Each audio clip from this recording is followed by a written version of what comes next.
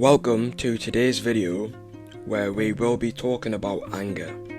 Anger is usually seen as a negative emotion, however, it depends on how it is being expressed by the person. Any negative emotion can be used in a positive way, that's including anger.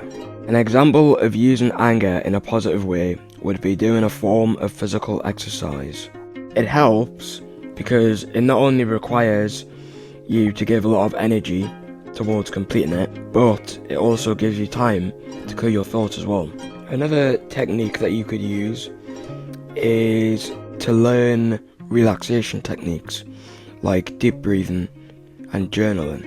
It is also important to not be caught up in anger, as it can lead to feelings of shame and guilt, which in turn may cause more feelings of anger. Another key strategy is to let go of a grudge. This can be effective as it will allow us to move forward in our life and to build healthier relationships with others. This can be achieved through looking at the situation as an outsider. You could also perhaps ask other people what they would do in the situation. However, it is important to take it with a grain of salt.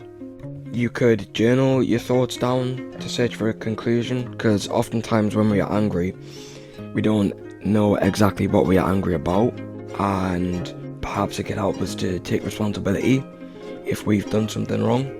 Finally, I would advise to let go of judgments, not just to that person that you're angry about, or whatever the situation is, but towards other people as well. This shows that anger can be used in a positive way.